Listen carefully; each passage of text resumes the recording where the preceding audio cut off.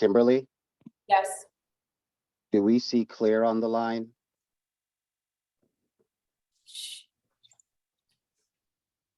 Oh, hold on for a second. If she's here, give me a second. Let me. Thank you. I'm trying.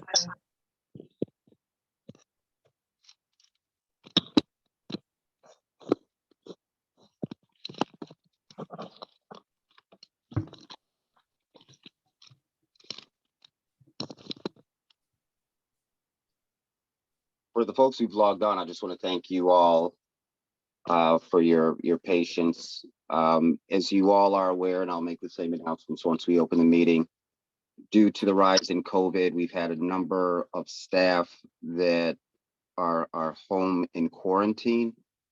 So over the holiday weekend, our city manager issued a stay at home. So with the exception of Kimberly, a lot of our staff is there. Hence the reason we are not meeting in person and meeting virtually. So I thank you all for your patience as we are bringing everybody onto the meeting. We are in what's called webinar mode. So that means that the participants who are watching are viewing this as sort of like watching TV. So there won't be any interaction. And can I just say, Kimberly, I'm sorry, to that end, you know, you guys mostly know that I am a registered nurse, and the Omicron has affected my job also. So I am gonna have to leave, you know, right at 10 a.m. Okay. So Kimberly, who are we waiting for? Is Claire on? She's, Do we have a quorum? she's not. So can we can get started. If she does come on, we will acknowledge that. We do want to go ahead and call the meeting, I guess, if it's okay. Okay. All right, as you know, all of our participants on? Yes. Perfect. All right, good morning, everyone, and welcome to our Thursday, January 6th Reparations Committee meeting. I want to wish you all a very happy new year and thank you very much for your patience as we are getting this meeting started. For those that are listening, due to the spike in our COVID numbers, and we have so many members from our city staff that are home quarantining, we had to move our meeting to a virtual setting in order to conduct business. So with that said, I'd like to call this meeting or our committee meeting to order. We will bypass our public comment just based on the format that we're in, and then we're going to move directly to approval of the minutes. So we still have to do public comment. I would refer to it at the end. We do have the ability for people to make a public comment vocally, but if you want to hold that to the end of the meeting, that's fine, so that we can get to the business. So Okay. Member Lockhart can depart on time. Thank you for that update. We will then go ahead and move our public comments to the end of the meeting just to accommodate some schedules, and that will allow us to conduct our business. With that being said, is there approval for the December 2nd, 2021 minutes? I move to approve the December 2nd, 21 minutes. Second. Thank you very much, Ms. Bonnie. The meeting minutes for December 2nd have been approved and seconded. All those in favor, can you please signify by saying aye? Aye. Aye. Oh, The opposed? apologies, Chair Braithwaite. On the virtual setting, we do have to do roll call, just as a matter of formality. Can I ask for your indulgence? We're working on a time frame and we're in a committee setting. We're just approving the minutes. I appreciate the fact, you know, in terms of what you bring, but we Just the law, that's it. Thank you. if there aren't any changes or edits, we've already had ayes. Are there anyone opposed? Okay, the minute meetings pass. Next up on our agenda, we have the approval for the reparations Restorative Housing Procedures and Implementation. And so, Kimberly, I first want to say thank you so much for all your effort to bring us to this space. I want to make sure that everyone on the call right now has had an opportunity to read through it and has the information in front of them as we go through it. Kimberly, do you want to go ahead and kick it off? And then I'll ask Rob and his team to walk us through the main components after you're finished speaking. Thank you. Sure. I just want to acknowledge that Councilmember Burns has joined the committee as a member. I want to first start off by saying that this process of the document that you see in front of you started back in July. As we were finalizing the guidelines and beginning the process of creating the application for submittal,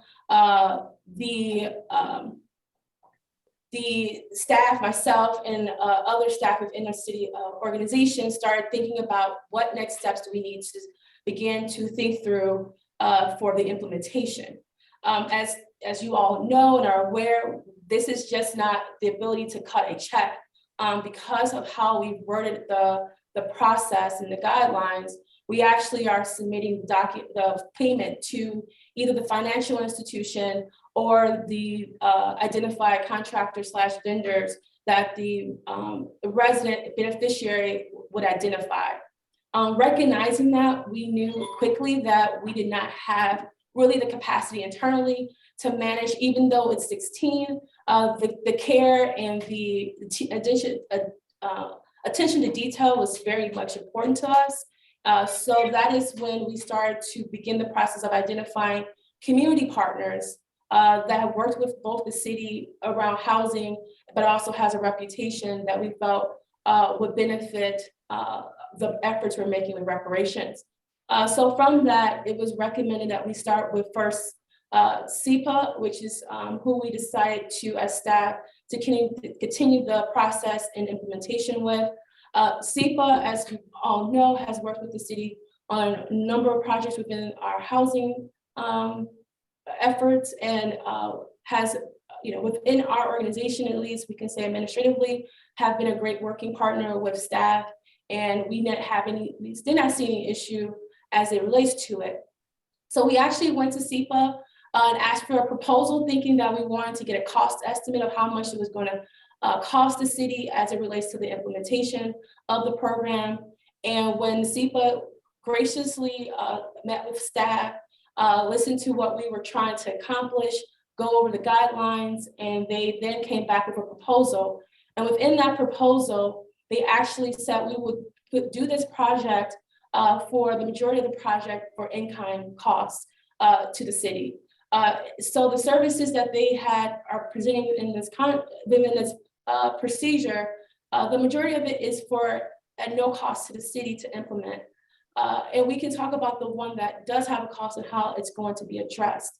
But for the most part, we were very surprised and pleased that that was something that SEPA had offered, and began the process of developing what we will call the program procedures.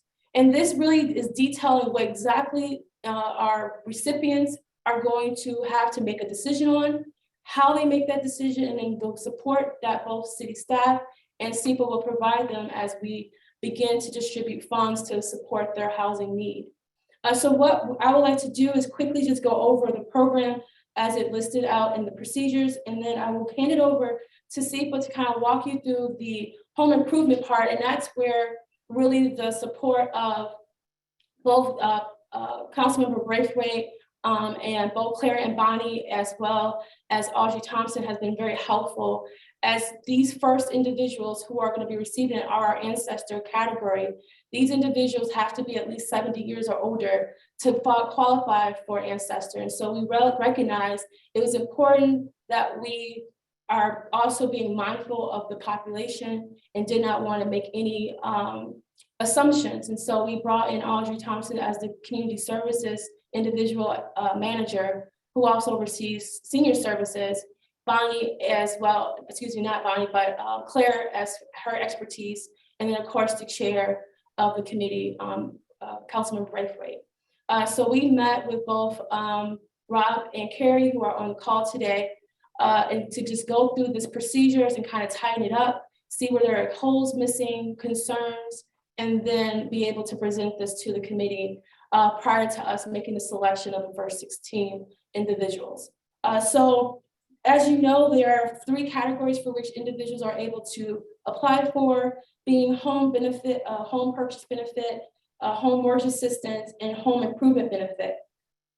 Home purchase is very simple. It's really once you have signed that contract, you have the funding ready to move forward with purchase.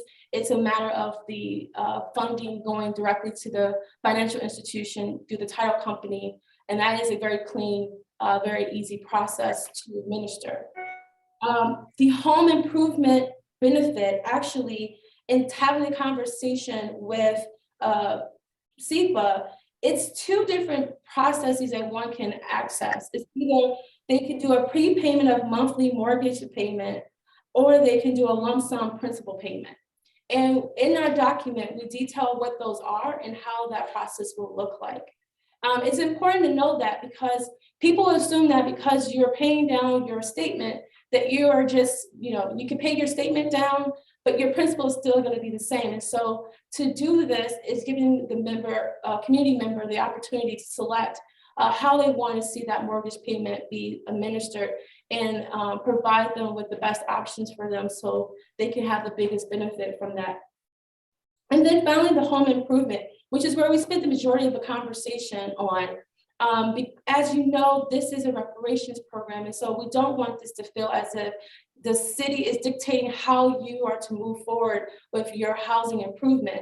But we also wanted to give individuals some safeguards as to making sure that they themselves are being protected in this, as we recognize that $25,000 is not a lot of money, but is a lot of money. And so I will hand it over to SEPA to kind of walk us through that portion of it, because I believe this is where we've taken the most time, the most eyeballs to, and really want to flesh out that process so that we can ensure the residents of Evanston we're very clear on what their options are as they select either the home improvement for home managed or SEPA managed construction. So with that, I'll hand it over to Carrie or Rob. Thank you, Kimberly. We appreciate all of your hard work on this. And I personally am encouraged by your passion to administer a program that is not only successful, but will meet the needs of both this committee here, but also the needs of the community.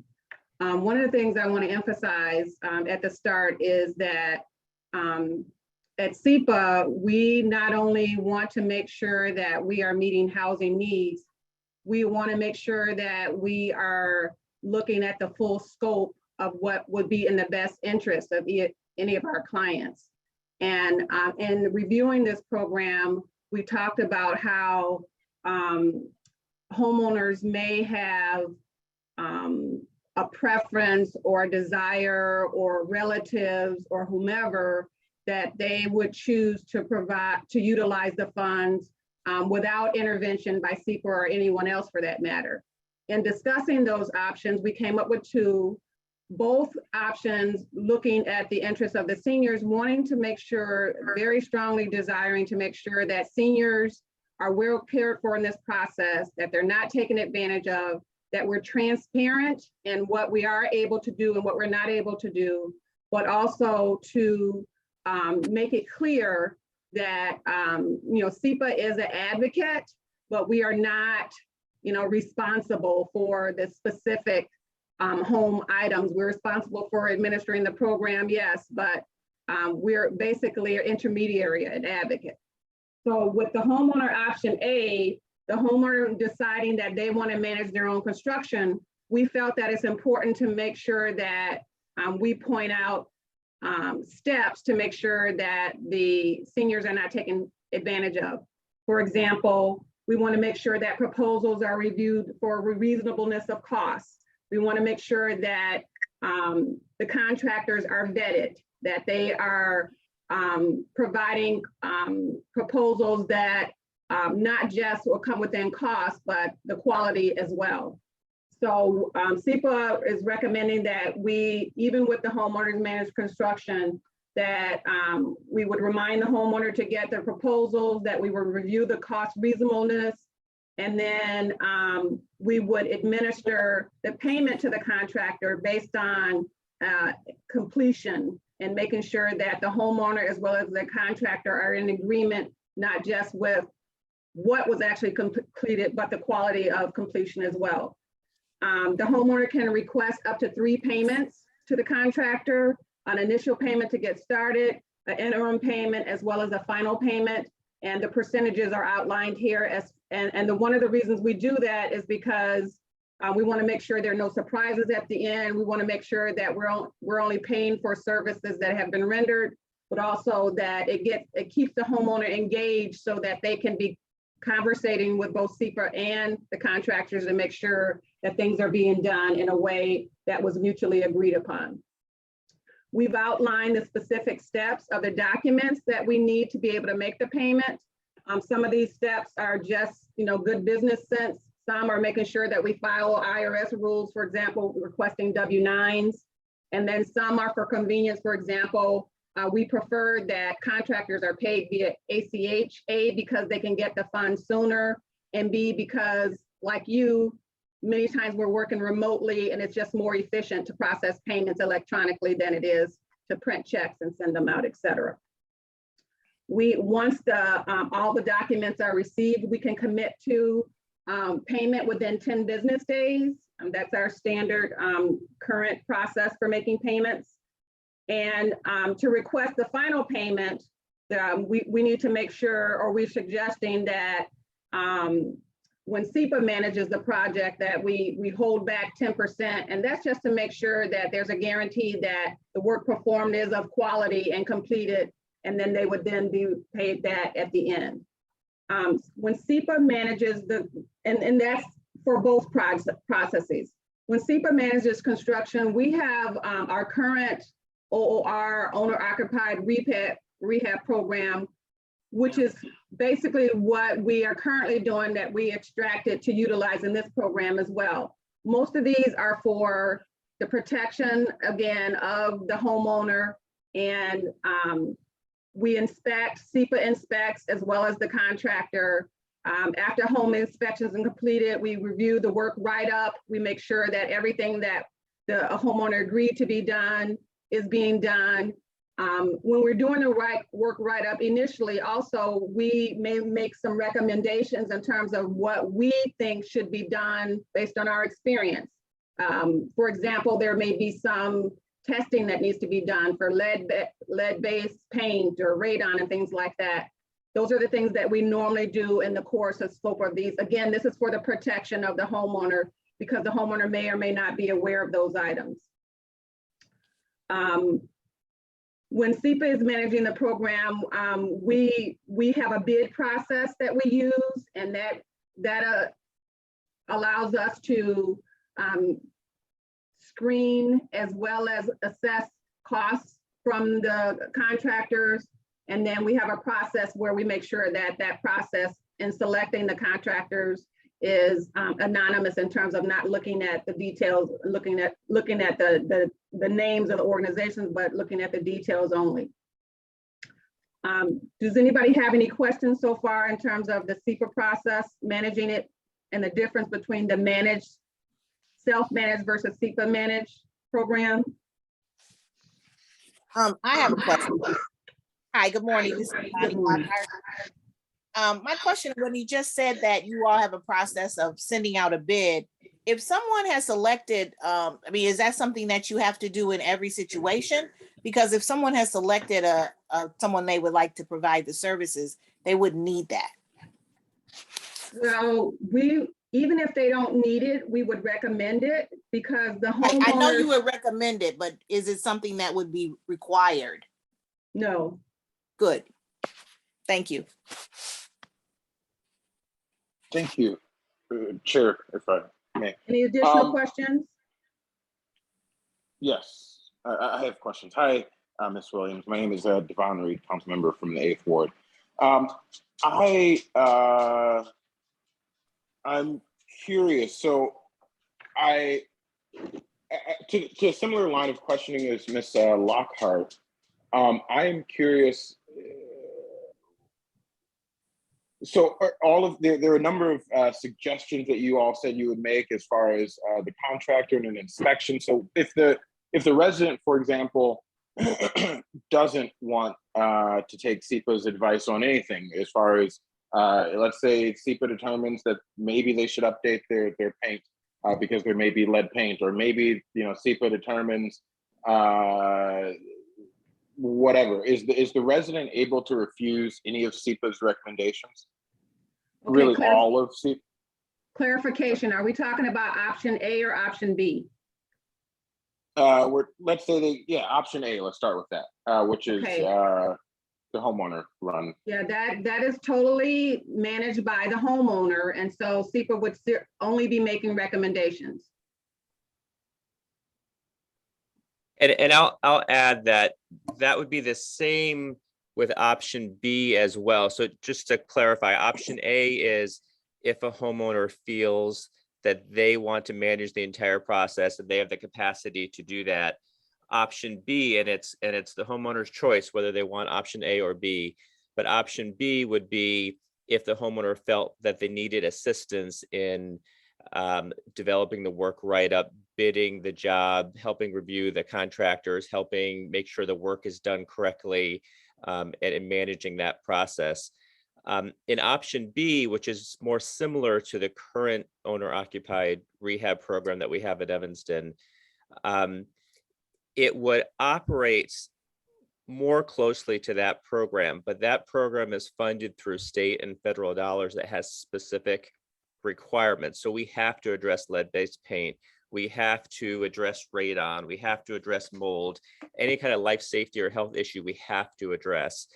And so that the way this is structured is that we're trying to educate the homeowner as much as possible, but not put up any requirements or barriers. So if we went through option B, those things and those recommendations would be in the work write-up and recommended to the owner, but it would be up to the owner to decide exactly what work they do and don't want to have done.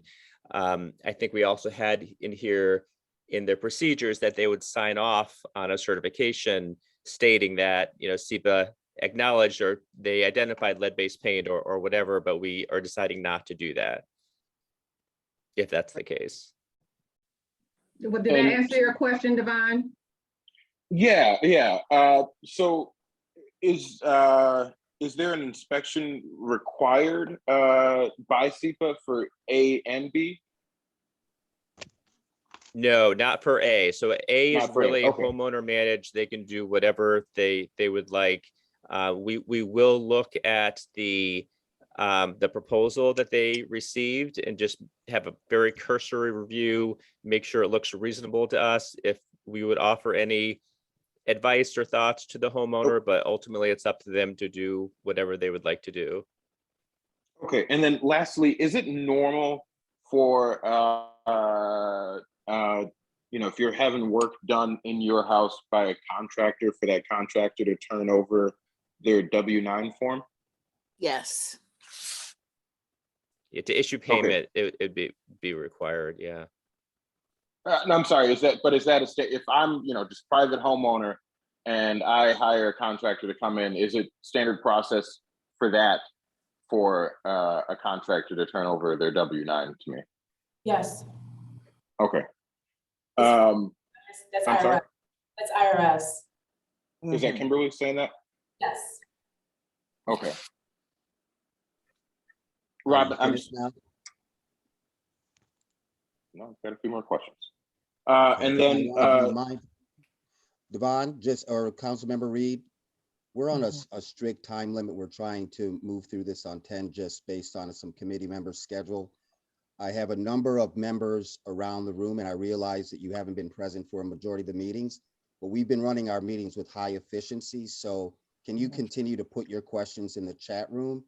And as you come up with your questions, I'm sure I can have the SEPA staff respond to them.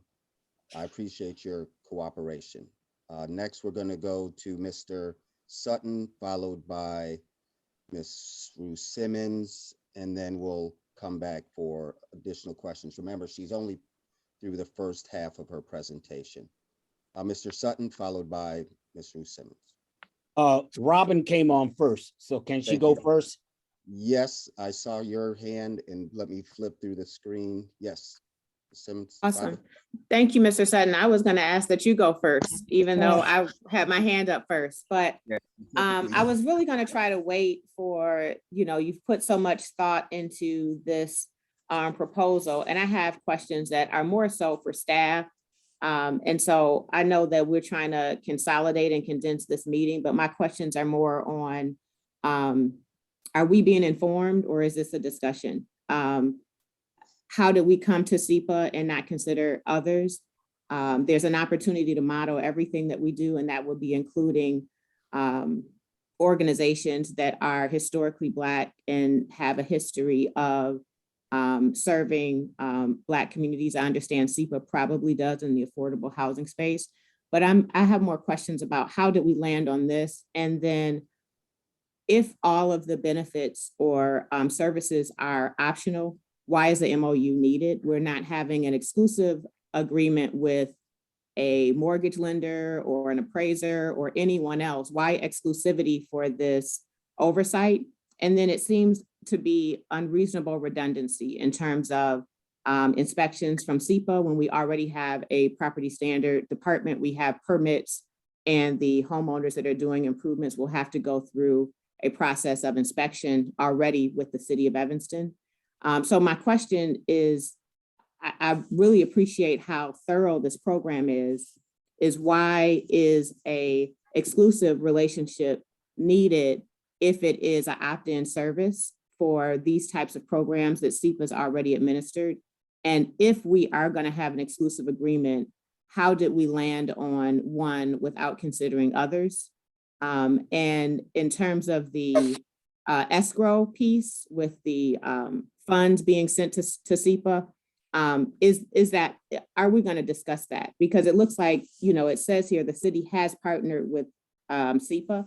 And has that happened already? Has there already been an MOU signed?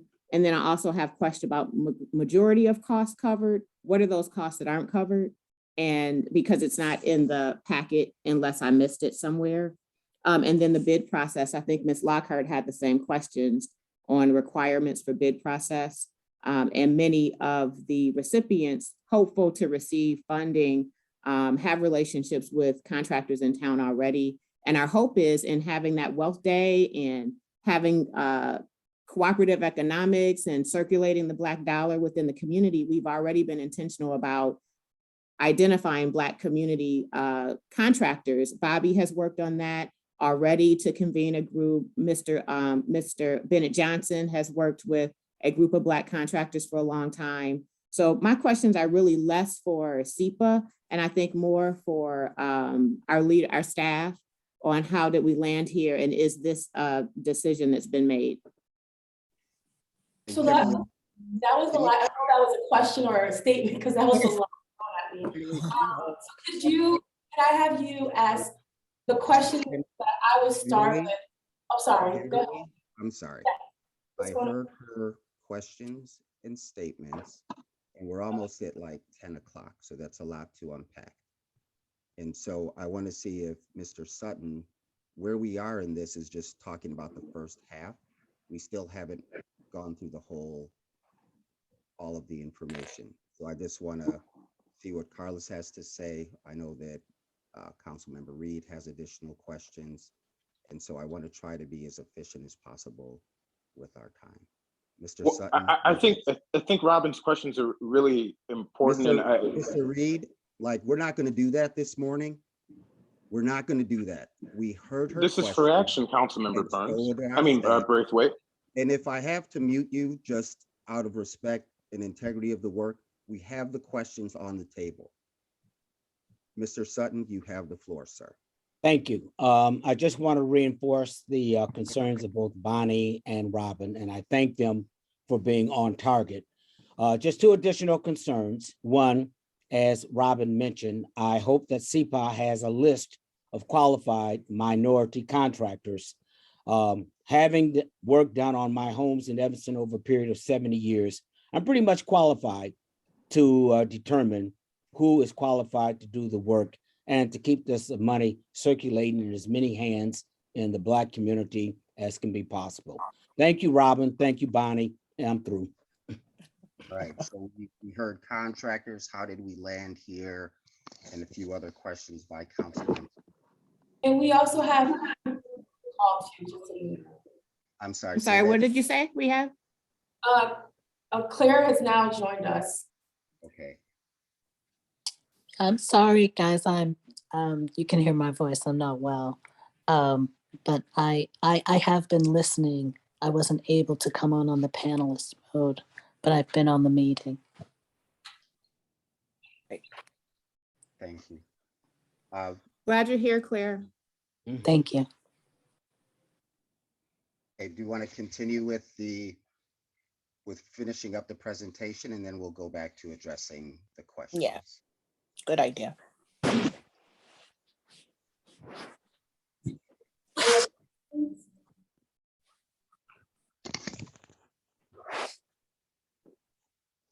In terms of the SEPA presentation, are you referring to, Peter? Ms. Williams, Yes.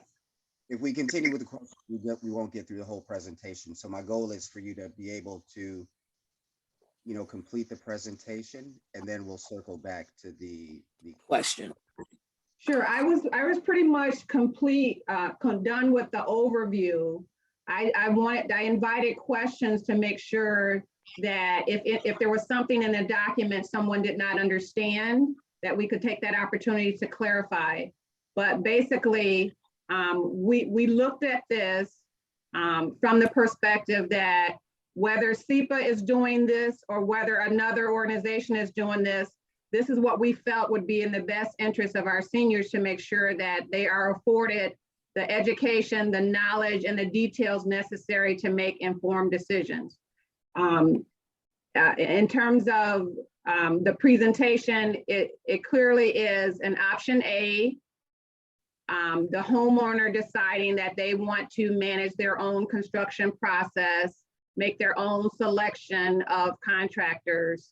And in that case of option A, SEPA would simply provide services in terms of making the payment to the contractor once the specific criteria is met.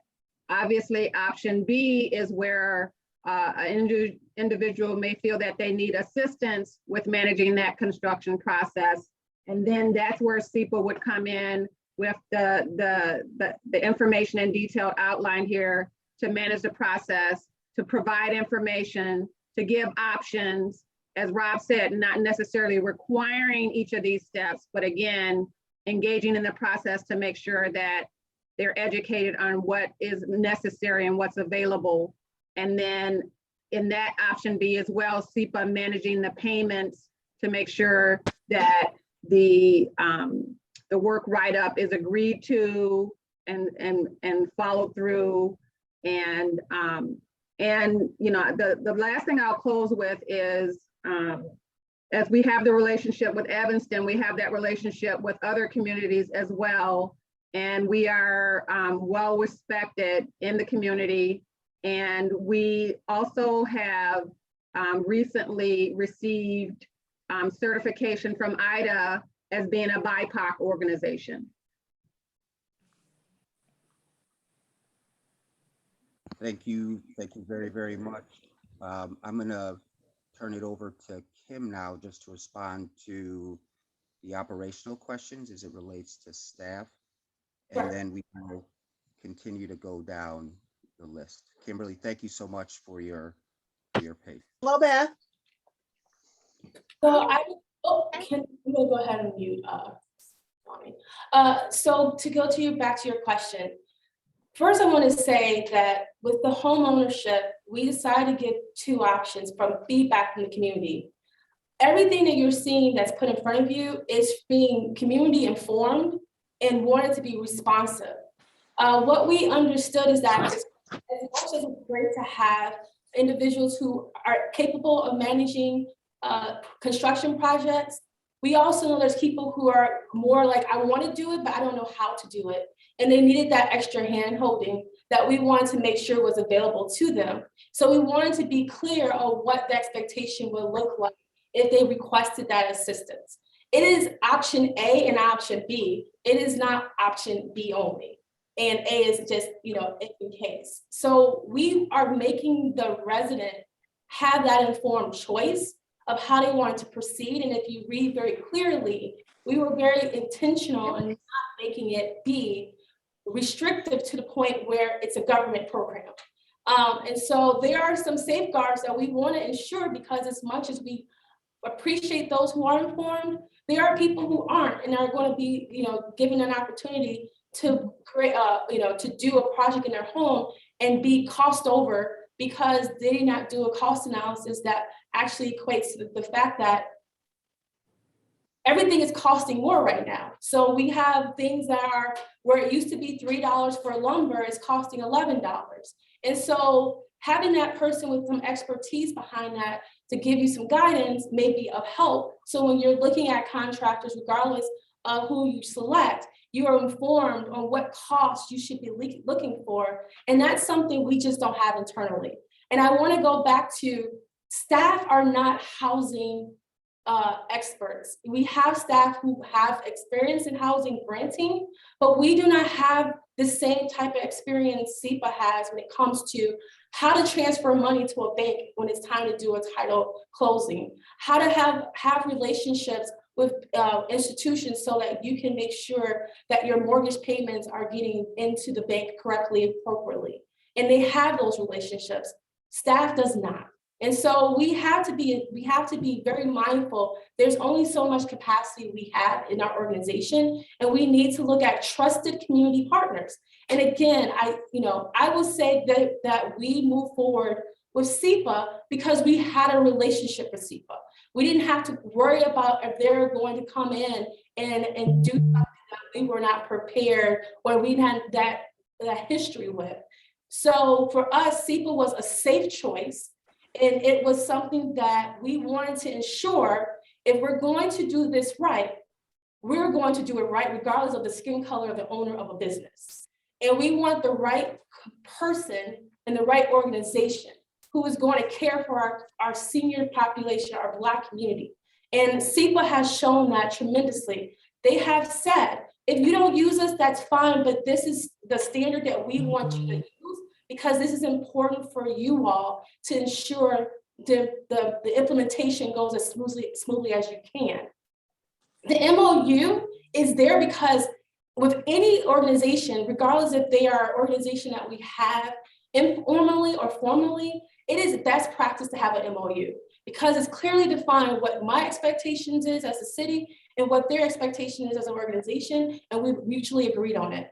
We are not asking for any funds, so that is why it's not one that requires council action. And that's why we wanted to bring it to this committee so that we can be very clear and transparent. It did not have to come to committee for action. We chose to do that because we wanted the committee to be a partner of this and feel like they too have given their, somewhat of a blessing of the process moving forward. But I would like us to get this implemented.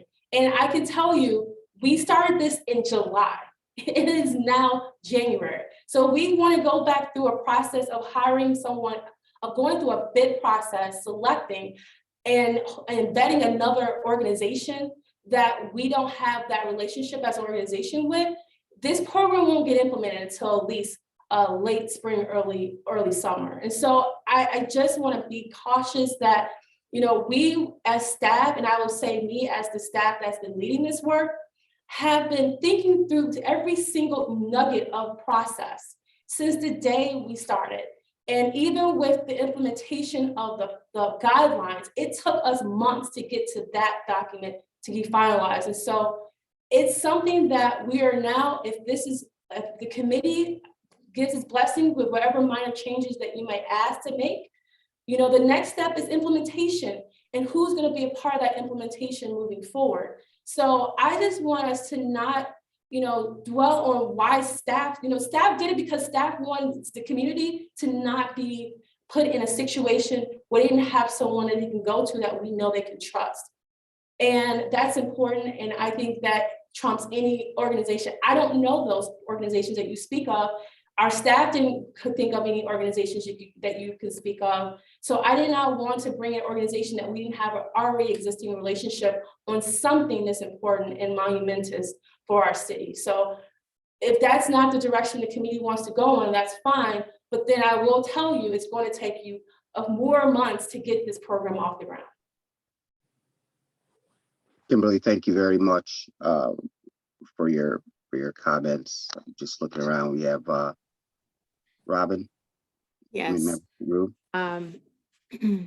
So what I'm hearing is that either it's SEPA or we don't move forward on track. And right now we're talking about an initial selection of the first 16. And I'm hearing concerns about capacity on managing 16 transactions over a calendar year. And I'm hearing that we don't have any best practices for supporting residents in rehab and residential loans. We have the rehab loan program that is run with Sarah Flax and whomever else in staff. So there are some best practices. But aside from that, I'm hearing that we don't have the capacity, and either we move forward with SEPA or we have who knows when we implement the program. And so back to the residents that we're hearing from, I appreciate some may have said they would appreciate the help, but more of what I'm hearing are residents that are seniors that are hopeful to be among the first selected, that have already identified what work they plan to do and what Black contractor in town they would like to use. So I'm still back to, why do we have to have this exclusive agreement? Why can't SEPA be available if someone chooses to use them as they are? That's what they do as this sort of housing agency. And then you mentioned that, the color of the organization doesn't matter. You're concerned about the quality of work, as we are all concerned about the service performed to our community.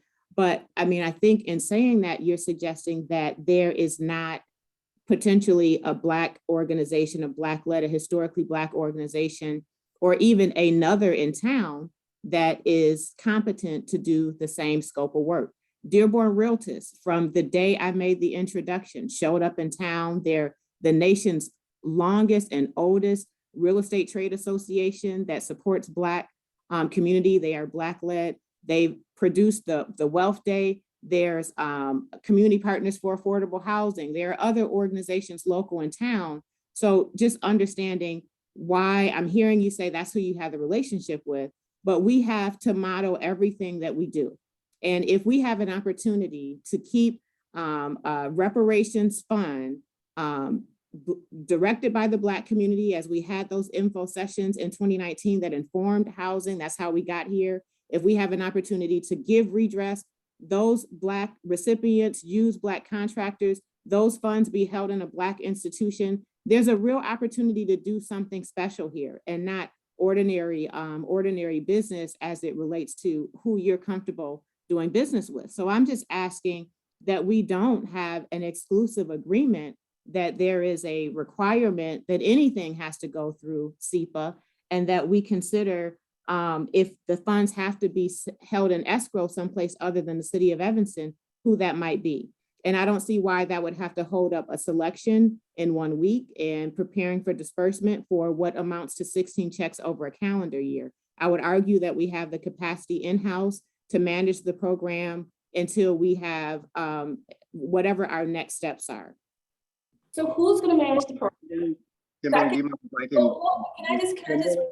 Can I just say, Sure. I just be clear that this is not 16 checks. And it's not, and I want to also be clear that it's just, I think people are stuck on the home the SEPA managed and not the home managed process, because the home managed process is exactly what you're asking for. SEPA is only cutting the check. They're not managing the process. They are the ones dispersing the funds and making sure that everything has been completed so that There's costs that are associated with, you know, internal permitting and so forth, that all those things that we have to do internally, that things are on time, that the process is done smoothly, and that we can hopefully be able to move this forward. The MOU, which is, when you say exclusive, it's an MOU for the first 16. So we're all testing this out. And if it works well, then there is going to have to be conversations beyond this. SEPA, as like I said, has a relationship with the organization, has a relationship with Evanston, has done construction management projects, which is a huge component of this work, as well as be able to provide assistance with first-time home buyers or home buyers with assistance with closing. And so they check all the boxes. And again, looking 6 months ago, I was looking at how do we move this forward implementation.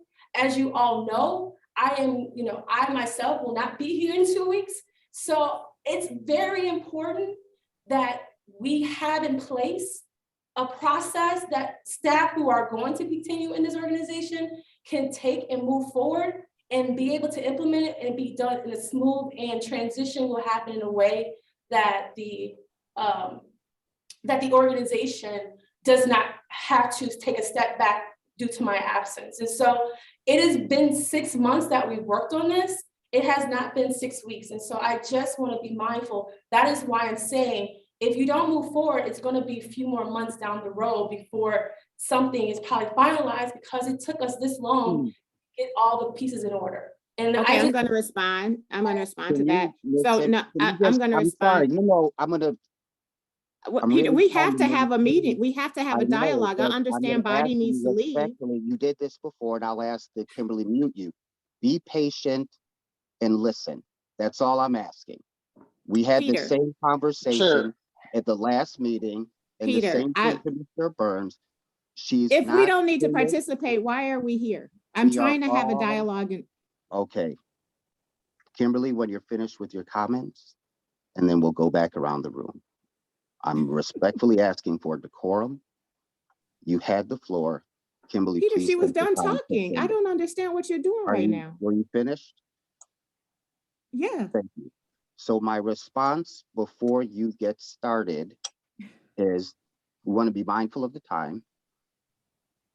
And I also want to provide a little bit of an update from a chair's perspective. Is we've been doing this for a number of years, and obviously there are very strong opinions, and I'm in complete respect of what everyone has to say.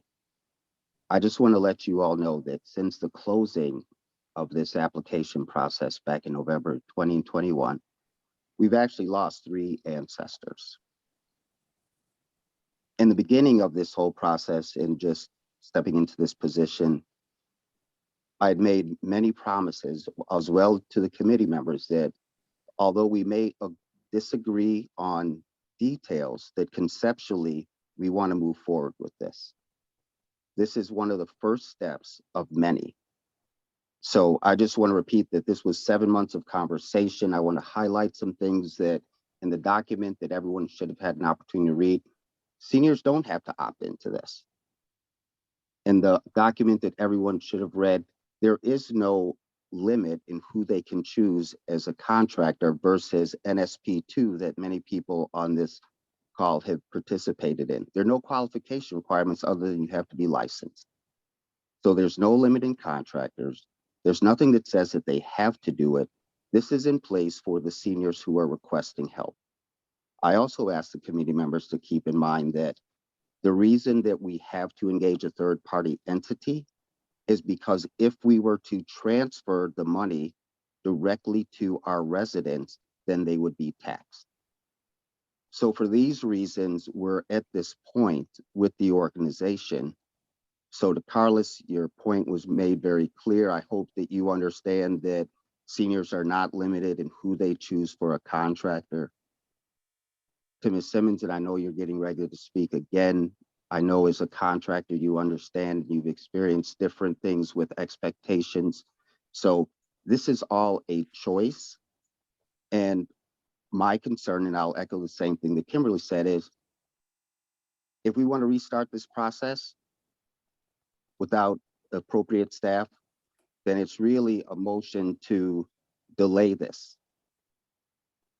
And that's basically for the people that are seeing that can't participate, that because of our personal inefficiency or ability to move forward and just see where we are with this, Not personal. I'll say it again. With what you feel and the people that you represent, then it will delay the process. You have the floor. Sure. Ms. Thank Simmons, you. followed by Mr. Reed. So I want to say in And I response also to see how, Bobby Burns, and I'm sorry, I'm going around the room, just calling them in order. how long staff has worked and the chair has worked on this. That's much of the problem here, staff and the chair. You have a committee that we had more engagement or regular updates or been able to give feedback, or at least if the feedback was taken from the last reparations committee, then we would not be here with these disagreements right now. And then to continue to hear every time there is a disagreement with what staff has decided, that in retaliation, we'll just hold up the program. So there is an opportunity to move forward and also not have an exclusive agreement. Again, it's the initial 16 of this project. We can take more time to decide on if this is the right partner or this is the right MOU. So I don't see why it's either a yes, exactly how we said it, or we don't know when we can move forward with the program. It seems to be an extreme decision that you're putting before us and unfair. Thank you And for that's your it for comment. now. I have, and thank you, Mr. Burns. Kimberly Claire is waiting to speak, and unfortunately, I cannot see her hand on my screen. Yes, can you hear me? We can hear you now, Claire. My apologies for passing you over. Oh, no, that's okay. I was, I know it's difficult with the way I've logged in. Because we had started this conversation at the last meeting, I did do a little research on some Black-owned entities that had experience, that were well thought of, good reputation, strong experience, that might be able to provide these services.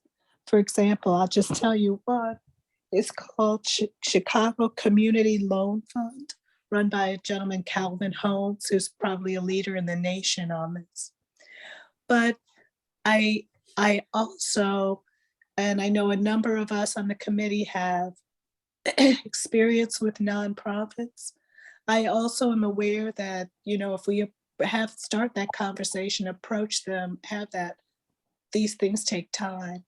These organizations have already allotted time and money to whatever other projects. So I am concerned. I mean, this is kind of a dual thing that we're balancing, is the time issue and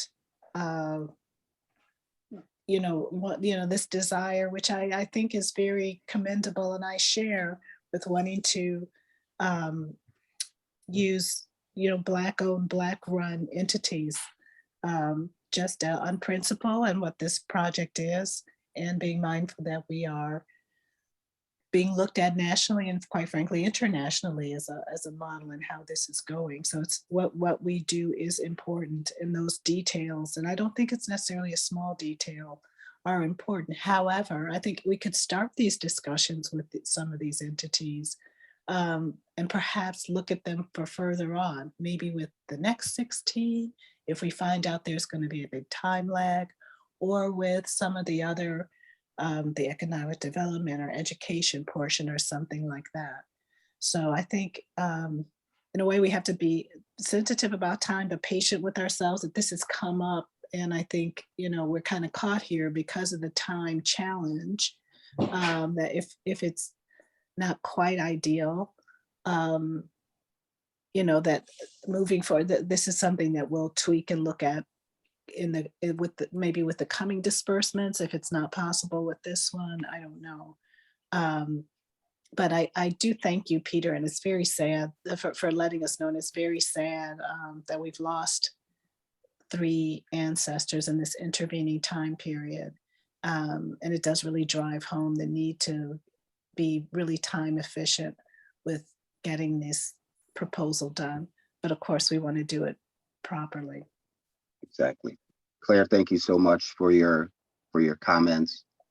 I have a question, just this point of order. If we could provide a list of organizations that the committee want to vet. 16, I'm going to tell you right now, this is for this MOU is for the first 16. But at the end of the day, capacity-wise, we have 122 individuals as ancestors that qualify. And as funding continues to avail itself, you're going to have a capacity issue even with the organizations that you partner with. So you're going to need to expand partnerships at some point in time. And so, but this is going to be allow you all to at least have an opportunity to see what has worked and what hasn't worked. So as you are able to then recruit or solicit additional support or additional organizations, you have a better understanding of what your ask is. Because my ask with SEPA was a different ask than what it ended up being because of our continual conversation. So I think this is an opportunity for us to test this to make sure that what we're doing is working, and then you all can continue identifying partnerships outside that you want to look at partnering with, and also looking at how to pay those costs, because SEPA is doing this again, is it in kind. At some point, there is going to be a cost associated with this implementation as you're getting beyond 16 and into the hundreds who are going to benefit from this program. So just think of that as well as you are contemplating future options. Thank you so much, Kimberly. Next, we'll have Councilmember Reed. And Councilmember Burns, I apologize. You're on my second screen. So as soon as Mr. Reed is finished with his questions, we'll get to you. And I want to again apologize and thank you for your patience. Yeah, thank you, Councilmember Burns, and thank you. You're always Councilmember Ruth Simmons in my head, but thank you, Robin, as well, for your line of questioning. I have three things that I want answered. So one, I heard you, and I've heard at a meeting or two ago, Councilmember Braithwaite, you just mentioned that the reason we're going, at least in part, beyond the staff capacity issue and the internal issues that folks are raising, the reason we're going to a third-party vendor, if you will, is because we're under the impression that residents won't be taxed if it's from a third-party vendor rather than from the city. Is my understanding? Did I hear that correctly? I'll let you go through your 3 questions and then respond at the end. So first question is the matter of tax. So Michelle, we'll let him ask him. I'll ask the— Yeah, if I can go one at a time to just keep things organized. Michelle, can you answer that, maybe? The tax, Mr. Reed, your second question. Chair Braithwaite, this is my time to ask questions, so please allow me to ask questions. So your first question is taxation. Your second question is— while you're thinking about your questions, we can come back. I'm not, sir, I'm not thinking about my questions. I'm just looking to have my question answered and then move on to the next question. So your second question, or we can go to— I would like the answer to that question too. Yeah, I don't need my questions micromanaged. Just let me answer my questions. So the second question, or we can come back to you. Councilmember Burns, you want to go ahead and take your questions and then we'll come back. I just wanted some clarity, both for myself and possibly for community members if they have the same lingering question. But the way I understand this, the only thing that would be exclusive is the disbursement part of this. The only thing that would be exclusive is the disbursement part of this. So to me, I think that's the first question we need to answer is, are we comfortable with SEPA having an exclusive agreement, at least for the first 16, with dispersing the funds? Because other than that, nothing else is exclusive. The way I'm reading this, our homeowners or our residents who are awarded the benefit would have the ability to hire anybody they wanted to as a project manager. I think what this offers is SEPA at no cost to the homeowner, and at some cost, I guess, at a later point to the city, would offer their project management services at no cost to the homeowner. But they could go with any project manager they wanted, a project manager that Claire mentioned, and any other project management organization that we could come up with. So I think the first question is the disbursement part. What I'm hearing from city staff is that we don't have the capacity, even before you get to the tax question, that we don't have the capacity to disperse these funds through the city, and that they would prefer to partner with, whether it be SEPA or another organization, to handle disbursement. So I just wanted some clarity on that, a confirmation on that, Ms. Richardson, if you could. Yes. Deputy Manager Richardson, yeah. So there's two aspects. So capacity is one, and to get to the point of what Councilmember Reed also mentioned, when we do any type of disbursement as a city, we have to go through a very laborious process. And as you know, there's bills lists that we have to then do, which gives a time capacity. Whereas with SEPA, they're able to disperse the funds and then we reimburse them for those expenses, which is for us a more efficient way of getting the money out quicker. And if you go through the bills list process, then it becomes more of a process that really should be between the homeowner and their contractor, that becomes a public process. If you are going through SEPA, that is between the homeowner and their contractor, and the city is being reimbursed to SEPA for those services. And so that information does have become a public process.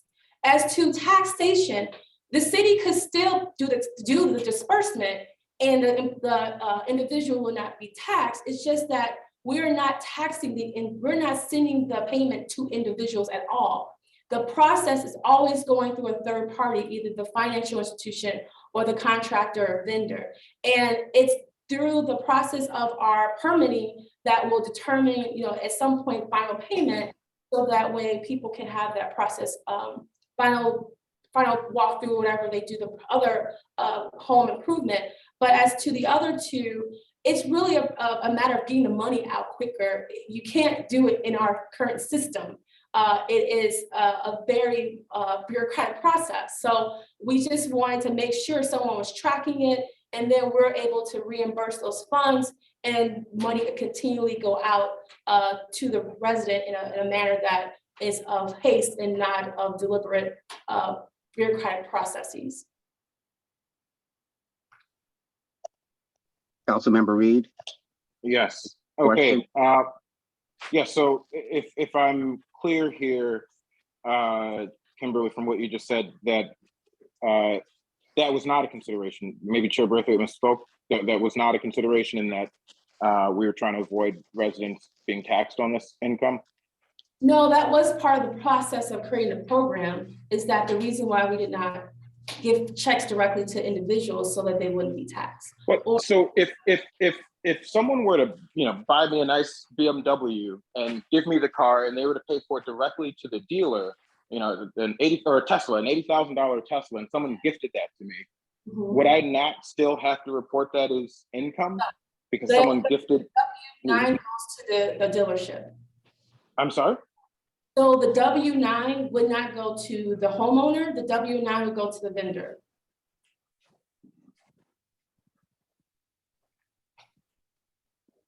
$1099 is what we call it. The $1099 would go to the vendor. That's but the benefit. Ms. Ozarigo, is our attorney. Is this something that you can weigh in on? I mean, I've been working on this for months. Right. I was going to just reiterate what Ms. Richardson said, that the city is giving the money to a third party. And I did just check with Corporation Counsel on this as well. Giving the money to the third party, the purpose would be that it should prevent the resident from getting taxed. However, as far as any other potential tax consequences that could result, that would be actually a lot beyond our legal expertise in the department, and what Corporation Counsel recommended is that we would have to consult with a tax professional who could let us know what type of tax consequences could result from that. But as far as the resident, we are giving the money to the third party, and that should prevent the resident from being taxed. It's basically what Ms. Richardson stated. Is what you're stating as the attorney. Correct. That what Ms. Richardson stated was correct. Okay. next Member? And then, I'm sorry, I still have two more questions. So I did also hear from the line of questioning that SEPA is paying up front because we'd be, from what I heard, reimbursing SEPA. So SEPA is making this payment from their own coffers up front, and then we're reimbursing them. That's what Ms. Richardson, I just heard her say. The MOU will be why, that's why we will create an MOU so that we can understand the payment process. But I was just using that as an example. I don't have the final details of how that disbursement will occur, but I'm just saying it's going to be faster than that going to bills list process. So MOU. So I will tell you right now that I cannot answer that question definitively, but that will be addressed of how funds are getting submitted, because we will want to have documentation as to the funds being submitted for our own purposes of making sure that funds are being expended the way that our program was designed. And so I know that, Councilmember Reed, I recognize that you haven't really been engaged as much with the committee structure of it, but a lot of this has been discussed regarding taxation and so forth. Well, to be fair, excuse me, if I can reclaim some of my time, to be expeditious with our time here, this is new to the committee. This is, it seems like the tax question, yes, it has been discussed, but I'm hearing our attorneys say should. And, when I'm watching closely the words, and there still is uncertainty about the tax, whether the resident would be taxed. I heard you say, excuse me, I heard, and can I make a suggestion that we take this offline in terms of the tax question, and we please address the other questions? That's why I've been asking you. Well, but the reason I'm asking this is because it was stated by you as this is the reason why we're going with SEPA and why we're doing this process. That's why I'm asking this line of question, because you said that. It's me. I feel like we're being cross-examined right now. It's like... You heard myself make a comment, Ms. Richardson respond, as well as our corporate attorney, and you're still pressing the same issue. So I'm going to respectfully ask you to move on to your second question. Okay, great, I will do that. In the interest of time. And then one of the questions that was asked and not answered yet is, we're here voting on the SEPA to move this forward with SEPA, and we still don't know. It was stated that SEPA is paying up front, but then, when what was just termed as cross-examined, when I asked about it, that then changed. And I don't know, from the faces that I saw from SEPA folks, it doesn't seem like SEPA is maybe willing to be on the line to pay this money up front. If I'm wrong, please correct me. Secondly, the cost. Councilmember Ruth Simmons asked this and it wasn't answered. I had the same question. It was mentioned that there's a cost that would be associated, that could be associated with this, and that's not mentioned in the documents anywhere. So I'm just curious what that cost would be and why it would be charged. Well, I can speak to the cost. We are not being asked to pay that cost as a city. So that's SEPA, and that's SEPA's determination, that cost on and how they are going to be able to support that decision of not charging the city. So I will leave it to Rob to answer that question. But as it relates to the conversation of how funds are going to be submitted, what I would like to do is look at how we've done previous arrangements with SEPA, but at the end of the day, however that would be, it would be spelled out in the MOU. I think the question, it kind of caught me off guard, and so how I responded wasn't as well informed, but I also want to recognize that we haven't had that conversation with SEPA because we've been more concerned about make sure the implementation of the program was solid before we talk about the business end of how funds are going to get to them. So that would be something that will get addressed prior to my departure. You're So next. still the cost, I still didn't have the question that that I asked What- there about the cost. Yeah, Would you like me to Would you like to answer respond to that? sure. So it maybe just to take a step back for a second there, and there's been a lot of discussion about SEPA, and I just want to be clear about our motivation to be involved in this program. Rob and I, you probably will remember 2 or 3 years ago after that first public meeting when Danny Glover came to town, I reached out to you at that time and shared that SEPA would be happy to be involved in any way that you deem would be helpful. And we intentionally did not insert ourselves too much into any of the conversations. We did not want to appear like we were trying to, be overly involved in this process or direct this process or guide this process. We are here as a resource that if you would like help with anything that we can help with, we're happy to do that. We are by no means pushing any of our services or anything as an organization. Our motivation is really as an organization, as a nonprofit housing organization. As you all know, this country has seen 100 years of discriminatory housing policies, and as an organization, part of our mission is to try to help address those discriminatory housing policies that have resulted in the segregation and the loss of wealth and all the other issues that we all know too well. So as an organization, we want to assist and participate in any way that you would see helpful, but are not benefiting from this or wanting to insert ourselves where you don't want help. So we're open, we're flexible, we're open to whatever you would like help with. If you would like help from SEPA, if you don't, that is perfectly fine. We're happy to continue to help look at these policies or whatever you would find helpful or at all. And if nothing, that's fine too. And personally, as an Evanston resident, I'm really proud of this program, and this is such a meaningful, important program that again, as an organization and as an Evanston resident, really means a lot to us, and we want to try to support and help wherever we can. So getting back to Devon's question about cost, that's part of the reason that we've said that we'll donate our services.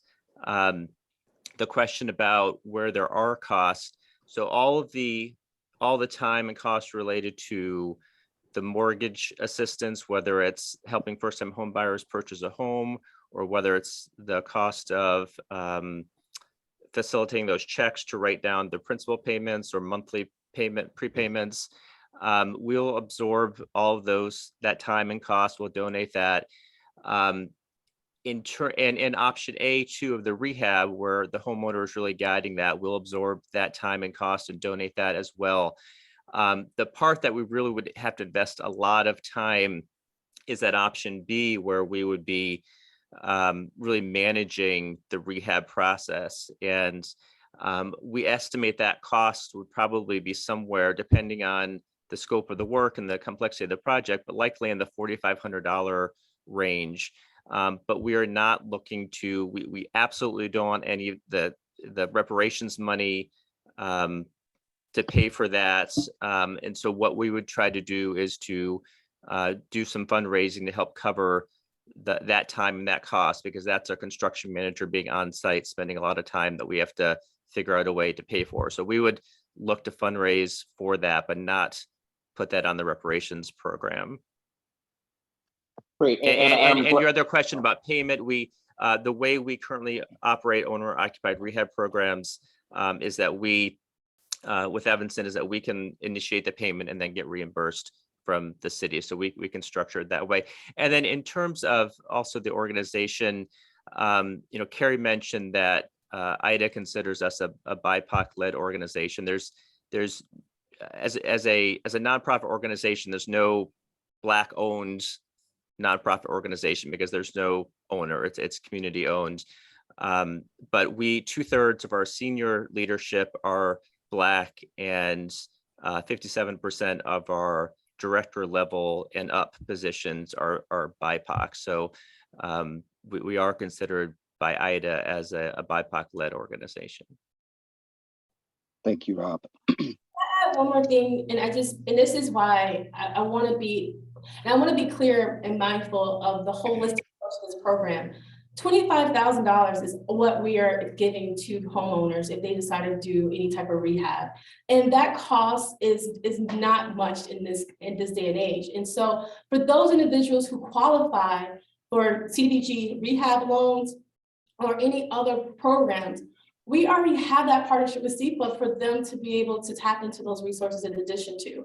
And so there's an added benefit to our community members who may qualify, that they don't have to then go search out for additional resources to fund any additional costs that may come about the program that the project they choose to move forward with. And so I want you to realize too, in our initial conversation, I wasn't aware that SEPA and then Chair Simmons had conversations. So it was literally us going to them as staff, because we were looking at holistically at how to move this forward, not realizing relationships or conversations that were had previously. But I do want to remind you, this is $25,000. And if there needs to be additional funds that's going to support a whole project, there may be opportunities there that can be tapped into that the city does not, that the city uses SEPA for currently as part of those programs. And then let me just clarify that is with income restrictions. So it's just not an unlimited supply of additional resources. Thank you. And I want to be careful that I've been in conversation with SEPA, because that'll be the new story. There were 700 people at the town hall, and Rob Anthony was one of many that was there in support of the work that we're attempting to do here in Evanston. So thank you, Rob. Okay. So just, Mr. Reed, I'm gonna move us forward. We spent about 30 minutes addressing questions multiple times. So in terms of the two agenda, and Kimberly, let's make sure that we're not going to get cut off as we're at that 10:30. We have an open link. Okay, that's happened to us in the past.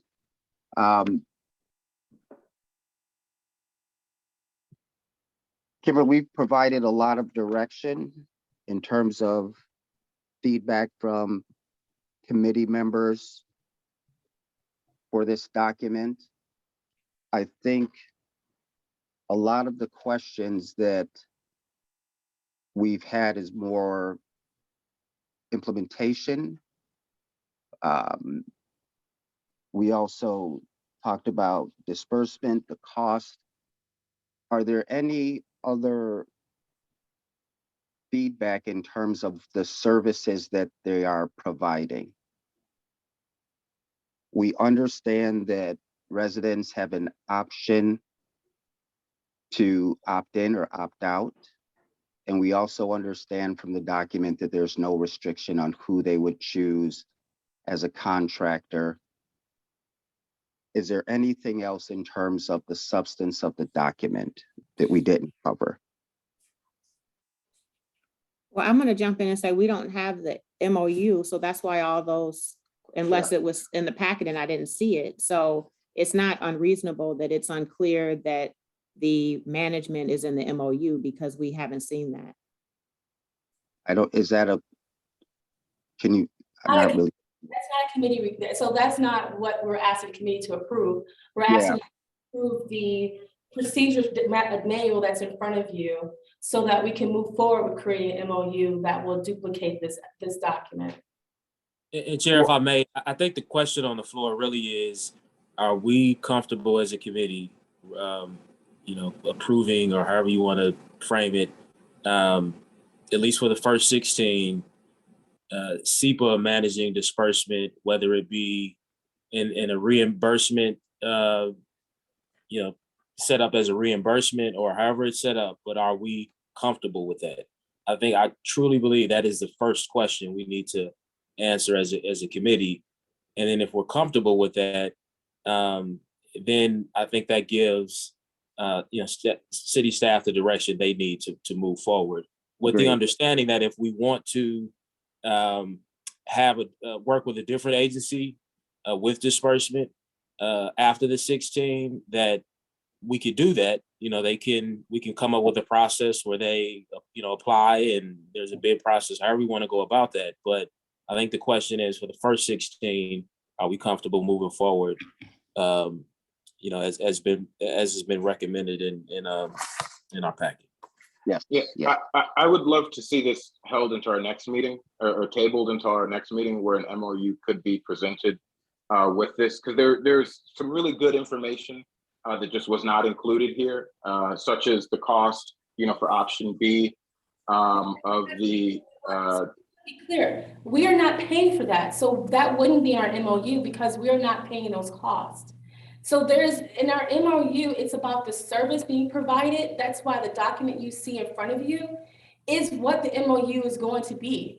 Other than when funds are dispersed, which is really an administrative task, there's no cost to the city for the first 16. So there wouldn't be any cost that we are looking to approve. So whatever the cost it is that SEPA has to look for to manage those 16, or manage the individuals who decide to use the SEPA manage, that's on SEPA to figure out. The MOU states that SEPA is taking on that obligation because that is not a cost that the city will be required to provide as part of the service. So that information will not be in the document because SEPA is not providing that to the city to pay for individuals who participate in the program.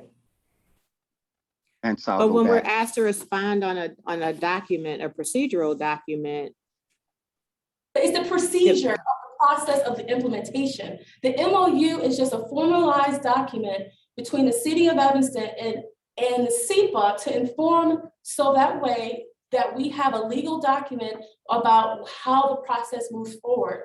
But the process itself is this document. What you're looking at and reading is a very complete document of how the community members are going to be able to receive the funds. And that's what we're asking you to approve, not an administrative task, which is what is my responsibility, to make sure I work with the legal department to ensure that that is completed and done. So this document is all I'm asking you all to review and to give your approval on. And to the council member's point, if you are approving the first 16 to work with SEPA, and then whatever you are directing staff to do in the next iteration, then our MOU will only be for the 16 that we are looking at implementing right away. It will not go beyond that 16. Well, let's have that in front of us. Why? Because at the end of the day, this document you're looking at, which I have been working on for 6 months, is what you're approving. Well, this committee hasn't been working on it for 6 months. I hear that, but administratively, it's an administrative task that you're asking staff to do. I have provided you an administrative document. It is out of the courtesy of the process and for transparency that we came to you and say, we want your stamp on the process. The process is all that we're asking for you as the committee, because there's no funds attached to this. There's no recommendation that has to go to city council for their approval, because this is an administrative task. So at the end of the day, Councilmember Reed, I recognize that you want everything in front of you, but as Councilmember Braithwaite just mentioned, 3 individuals has passed within the last 4 weeks. So we can continue the back and forth, or we can begin the process at least with the first 16 moving forward, so that the community members can at least have the opportunity to receive the funds before June or July of this year. I just want to quickly add that as other amendments and changes that happen on the floor, it is binding. So if we, request that staff make any change or amendment or addition, that will happen. Apparently not, Bobby. What she keeps telling us is that we really don't have a voice here, and that she's just doing this as a courtesy, and nothing that we say is necessarily binding. I think the fact that it is here means we have a voice in it. And so, again, I just want to go back to, I want to keep reiterating that this really is only about disbursement. even what Deputy Manager Richardson just said about working with SEPA, I think that even may communicate the wrong thing. This is just about disbursement, because again, even in what we have in front of us, the community member is allowed to work with whomever they want to in terms of project management or manage it themselves. So I just want to be very clear that fundamentally all this is who is dispersing the money, and SEPA is offering, right, as a service to provide project management if it's accepted voluntarily by the resident. So that's really all that's in front of us right now. I think that sums it up very well. And so I'm comfortable. I'm still unclear how the money's even getting to SEPA. And when we're talking about $400,000 going from city coffers to an organization, I think that is something we need to be clear on, how that money is going from our city account to, and that certainly needs council approval for transferring $400,000 from the city to an outside organization. We are not transferring $400,000. We are being reimbursed. So that goes through the bills list process. So you will, as city council, will be approving those disbursements through the bills list. It's just that this resident doesn't have to wait 45 to 60 days to receive a check from the city through our bills list process. So you will have an opportunity to review the bills that are coming through this program, and a report can be given even to the committee, just so you are aware of what are being allocated for these funds. That's something that we could definitely do.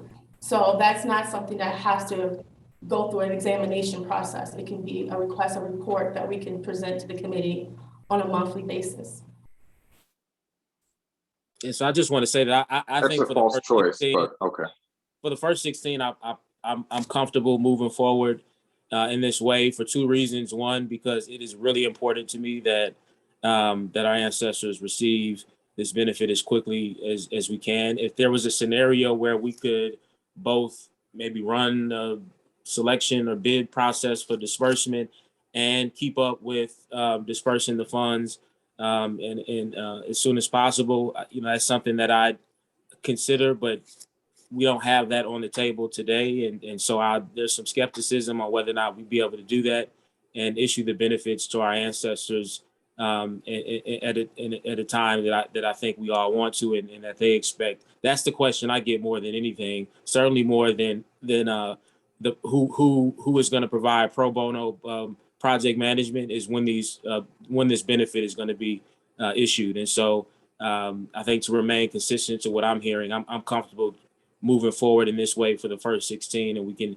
take another look at it. And then the second reason is, SEPA is an organization that while it's headquartered out of Evanston, operates in Evanston substantially and has a lot of deep relationships and partnerships in the community. And so I feel comfortable working with them with the first 16, and would always love to see, and would always love to see, Black-owned organizations involved and have a prominent role, and especially in this type of program. If one presents themselves, I think we can consider them, beyond the 16. But I really want to get these benefits out as soon as we can. All right, I'll Chair, if I can close with this. I'm like, we're moving forward with this, I guess, and I certainly want to get the money to particular ancestors. I do in part see it a little sad that our city can't prioritize internally or working with someone, prioritize, something as important as repairing the harm that was caused by the city to, our Black community directly. The fact that we can't handle 16, checks tells me about our real priorities internally. So thank you. Mr. Sutton? At this time, could I move the previous question? Okay, yes, you can move it. And I just have one more person to hear from, and that's Claire. Claire, Okay. did you have anything before we move it? Thank you, Mr. Sutton. I appreciate you, sir.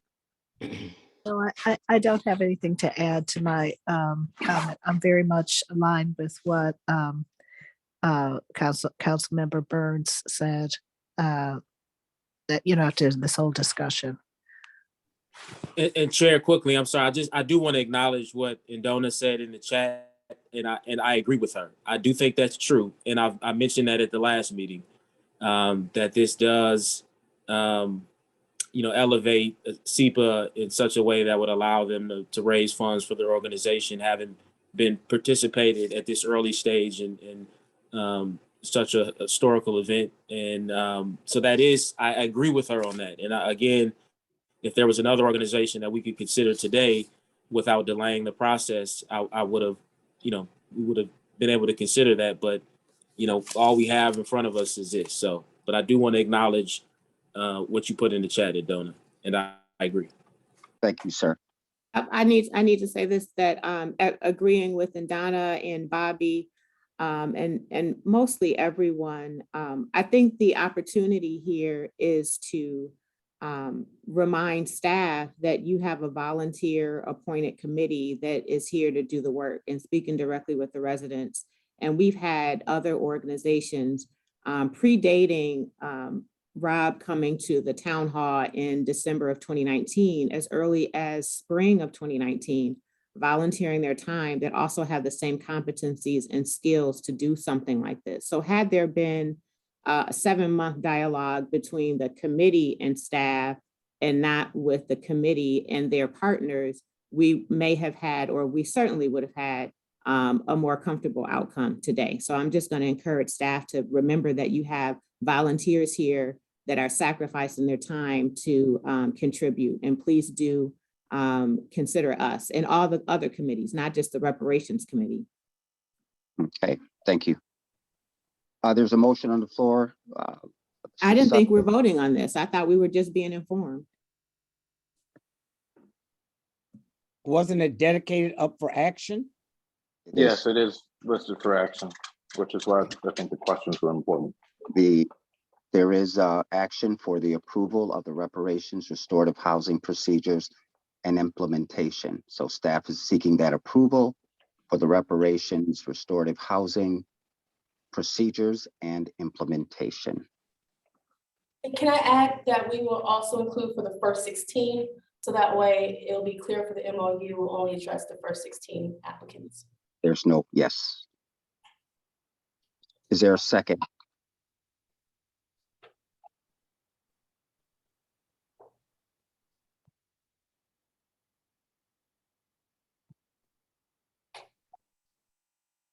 Michelle, what's that? Wait, did we just call the question? What's going on?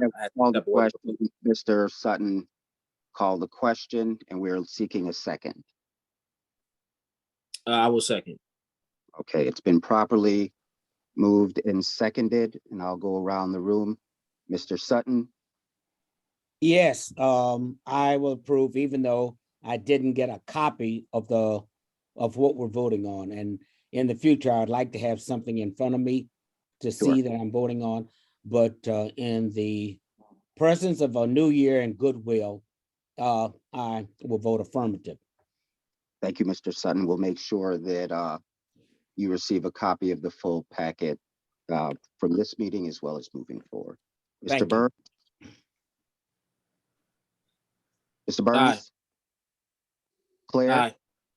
I hear you. Claire? I approve, but I want to say particularly with the amendment that Ms. Richardson said for the first 16. Yes, thank you very much. With the amended language. Thank you. Thank you very much. Councilmember Reed?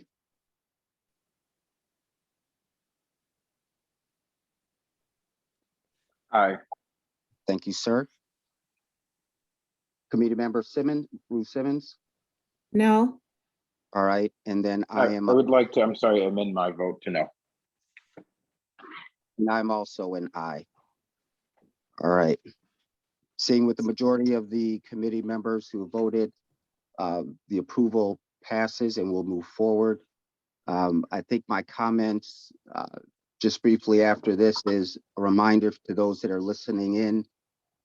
This is our first 16 for those that are aware of organizations and other groups or businesses that have the capacity to Now that you have a template that outlines the services that we're doing for this first round, please feel free to share that document and send that information into staff as we continue to move forward. So I would like to thank you all for your feedback as well as comments throughout this, and particularly SEPA, Rob and Carrie. I want to thank you all for walking with us on this first step.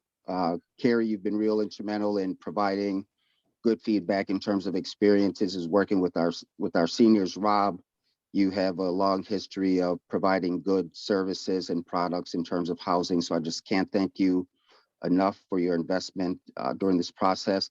And then I also know that Audrey Thompson is on the line, who has been able to provide feedback as well as we look to make sure that our seniors are treated with the respect and dignity and receive their repair in a timely fashion. So with that being said, Kimberly, we just have one additional item,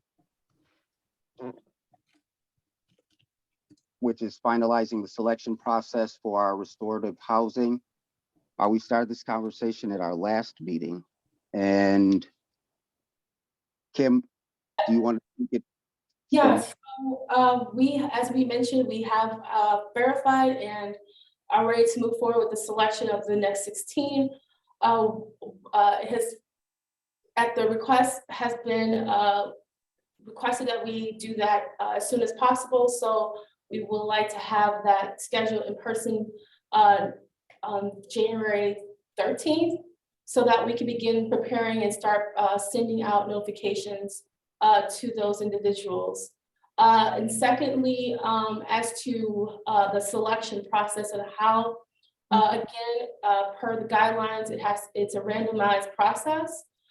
We have looked at a number of options, and we are just going to go old-fashioned and make sure that people can clearly see the process.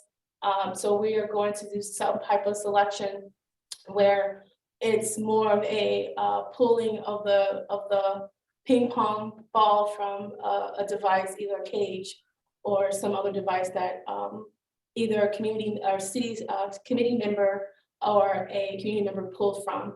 I want to be clear, the idea is not to dramatize this. It's really to make this part of business, so that way we can move forward with finalizing and identifying the first 16, and then also identifying the rest of the participants so they know where they sit in the ranking of the final 100+ individuals that will be up for funding in the coming year or so.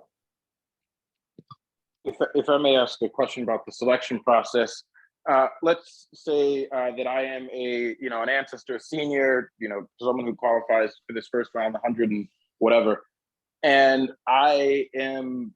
So one, to clarify, the application process is closed eternally. Whoever has applied thus far are the only folks who are going to be eligible at all to receive reparations from the city of Evanston. Is that first correct? The ancestors who have applied have been verified, and they are the ones that we're selecting from. So they are in receipt of their unique ID number. So they know that number, as well as the next steps. They have been informed that we will be selecting the first 16 this month. So they are already identified and verified and have I get, yeah, that's not the question necessarily, but it's to be clear, the folks who have applied thus far, I think Alderman Braithwaite answered this already, but the answer is yes. The 400 some odd people overall who have applied are the only people who are going to be eligible at all for Evanston reparations, correct? No. So there will be a second application process. No, it's for this program. No, I know. I get that. Hold on. I'm saying beyond this program, I'm saying for the overall reparations program, there isn't going to be another application process, correct? Another program, if it's developed, will have another application process. Okay, so another program will have another application process. This program will not have another application process. Say this for the committee to determine. Is that not correct? Well, yeah, that's what I'm trying to understand. Yeah, that's for. Devon, that's our work to do. Okay. Well, yeah, well, the way things have been going on. I'm just curious what staff's idea. So, yeah, my reason for asking this is if an ancestor who is eligible for, and I don't think this was clear when folks were applying in the first place, but let's say I'm a senior and I don't want this particular form of repair, and I'm one of the 100 and some odd people who qualify, and my number gets drawn, and I say, well, I want reparations, I'm maybe holding out for the next program. If I turn this down, what happens to me? If I say I want reparations, I just don't necessarily want this program. You have two options, but one of those options is you can turn it down and apply for another program once that's developed. So, okay, and so it seems. Councilman Reed, these are the questions that are very appropriate, and I think based on the agenda items, I want to stay within the context of what we need to provide staff. I'm not trying to cut you off, but typically our meetings have ended on time, and your presence here is extending that. So I want to go right back to our agenda. I'd like to finalize item B, and then any questions that you have, I'd encourage you to speak to staff, or we can take this conversation offline. Well, I highly appreciate that you're saying that my presence means that we have a more thorough discussion, so I appreciate that. But what I'm asking here is directly related to item B. We're talking about the selection process, and I want to make sure that hold on, Alderman Braithwaite, if a senior, excuse me, Alderman Braithwaite. Mute him. Excuse me. So if a senior applies, excuse me, sir. If not, we're talking about this. Excuse me, sir. You know what? Please just let me finish. I'm not going to do this with you. I mean, Councilman Braithwaite, I'm welcome to ask the question so we can move on, so that we can make a decision on when to do this next step. Questions so I can answer for you, sir? I just want to make sure that if a senior applies for this, or if they've applied and they determine that this is not the repair that they want, that they're not booted out of the program, that they're still eligible for another program down the road. It was not clear to me, and I don't think it was clear to the community or even to this committee, whether or not we were going to have separate application processes for separate programs. And then secondly, do these applications, they're 100 and some odd people who are going to be a part of this selection process, which is what we're talking about now. The rest of them applied thinking that they may be eligible. We determined after the applications were submitted, rightfully so, that we'd be focusing on the ancestors. And so I'm curious, do their applications roll over to the next program without them having to jump through hoops again to become a part of the selection process? So let me just answer your first question, because a lot of the questions you asked actually have been asked and answered during the committee conversation, as well as our community forums. You should go back and look at one of those forums, because we really did delve deep into this one. This is the application that was submitted. That's not accurate. The program application was an eligibility application for this program. Those who have submitted that application, our ancestors, have been vetted. We went through to verify that they are legit our ancestors. Those who weren't were notified and asked to submit additional documentation. Long story short, we were able to verify the majority of those listed and have now bring forward to you all that list that we will be selecting for the next meeting. To your other point, the direct descendants, we're notified that we are going to prioritize the ancestors first, and then we will begin the process of us reviewing their applications coming this spring, but we need to finalize the ancestors and get that program up and going. We have created internally an implementation team so that they are going to begin the process of reviewing those applications and verifying that in the coming months. And so that is a bigger pool of applicants. We had over 300 people apply as a direct descendant. We had 159 apply as an ancestor, and it took us a month just to get through the ancestor. So it's going to take some time to get through all the direct descendants because of the additional documentation. So to that end, if someone who's an ancestor decides that they don't want to participate in the program, they have the choice to identify a direct descendant as it's stated in the guidelines to take that fund, or they can decline and they will not be be penalized if another program is developed and they decide they want to apply for that program. So it's very clearly stated in the guidelines, and we have discussed this publicly on a number of occasions. So I don't know why there's still confusion, but we are now past that point, and we are ready to pull the first 16 so we can get them onboarded and ready to begin the disbursement, hopefully no earlier than March. So to help move us forward in this conversation, we have one more item of business at this hour. It's to finalize the selection process for the housing benefits. I'm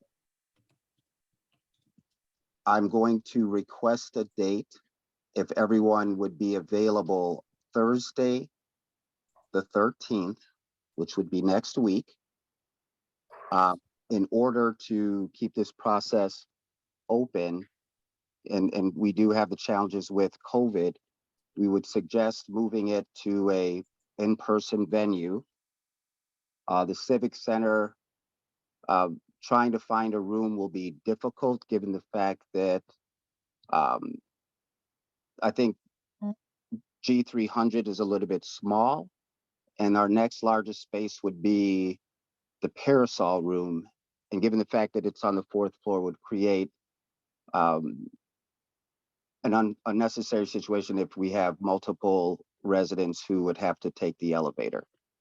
And having a conversation with Kimberly and looking at other venues, I would think it would be very appropriate to move it to Fleetwood Jourdain, which is very accessible to many of the ancestors as well as those that live in the target area, and would look to reconvene or have this take place 9 o'clock Thursday the 13th at Fleetwood Jourdain.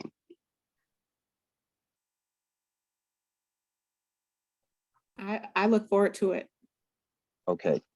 Mr. Sutton, do you have that date available? Yes, I do. Thank you, sir. And Mr. I'm Yeah, I sorry, know. you may have said this, but the this will be public or open to those that receive their compliance letter? It would be public. It will Okay, be an official committee meeting, so we will have a. okay, awesome. All Can we right. send a note? Can you send a note, Kimberly, to the recipient? Okay, thank you. Yes, yes, there's a, yes. Councilmember Burns, are you available next Thursday, the 13th? Yeah, I'm sorry. What time do we say? 9 o'clock, it time? would be an additional Okay. committee meeting, yes. And we had I think someone in the chat that said, would it be, will the public be, okay, never mind. We answered that already. Okay. Yes, thank you for monitoring that. It's difficult for me to see it on the phone. Who else? Mr. Sutton, Mr. Reed, are you available to attend? Yes, All right, thank you. Claire, are you available on the 13th?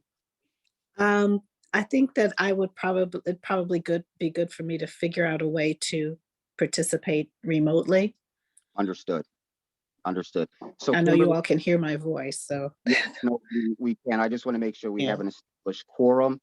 Kimberly, if there's a way that we can do this hybrid, I know we have a limitation on staff resources, but if we can set up a camera with IT that would allow it to broadcast, I think that would be great. Other than that, If I can just throw one thing out there, I think I heard Kimberly say this, but just to be, I think I think we want to be very cautious about the optics of this. I just, to make it not too lottery and not too, this is a kind of, and I'm sure everyone knows this is a serious and solemn moment. Just don't want it to be too gamified or too, So just thank let's you keep that in mind. for your statement. So with that said, we can go ahead and move forward to calendar the meeting on the 30th, our next committee meeting, next Thursday, January 13th at 9 o'clock. We'll host it at Fleetwood Jourdain. More any additional details regarding the hybrid, Kimberly, we can talk about that just to make sure we have that accommodation. And then we'll make sure that the information goes out definitely to our pool of applicants as well. Committee members will have the information to share with anyone they choose. All right. Yes. There's I know that I just want to be clear. So we are, this is going to be for next Thursday, 9 a.m. And I will verify the location this afternoon. okay, perfect. And please let us know if there's any conflicts. Seeing that we don't have any additional information in front of us, we'll go ahead and entertain a motion to adjourn. I move that the meeting be adjourned. Is there a second? I wanted to second it, but I wanted to just give some words of encouragement. Oh, wait, we cannot, I mean, we don't need to do a motion to adjourn, but we also need to acknowledge that we did not do public comment.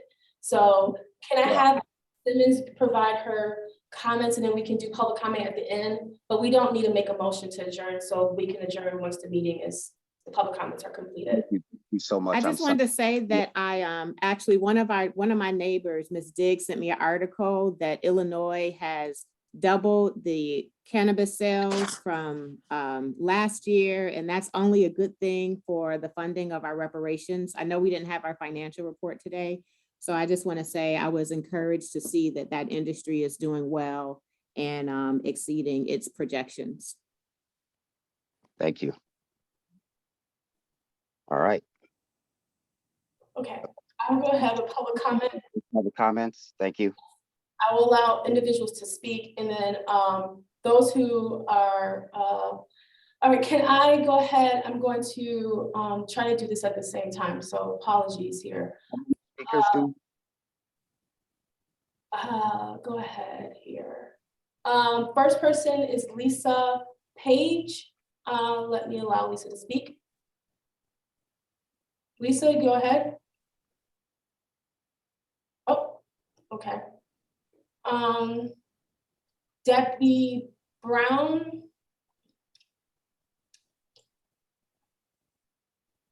Go ahead, unmute yourself. Did you want to speak, Ms. Brown? You had here. She said no comment. Okay, thank you.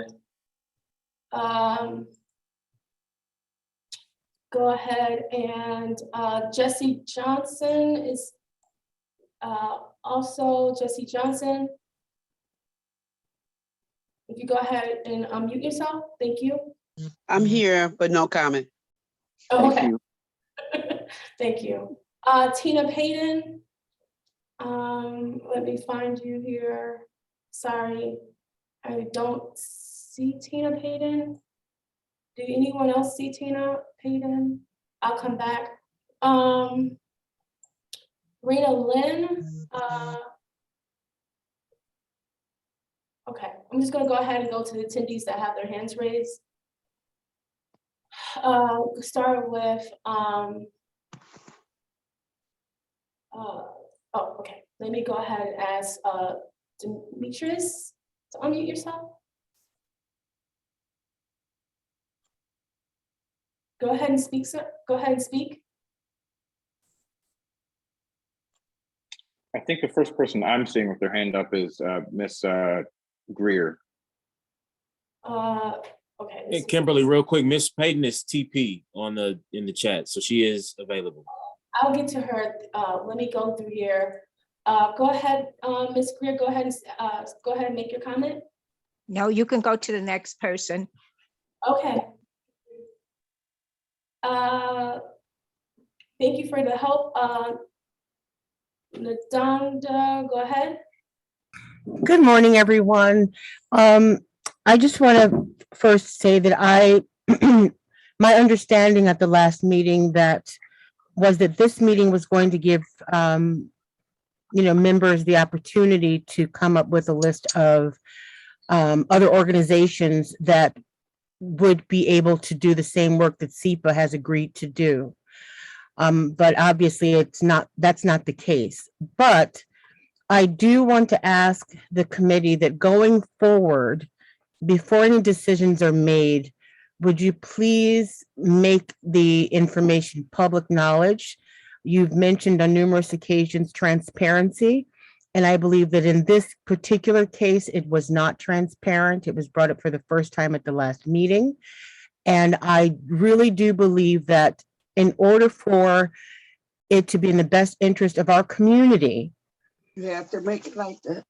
it has to be presented to us before the final decision is made.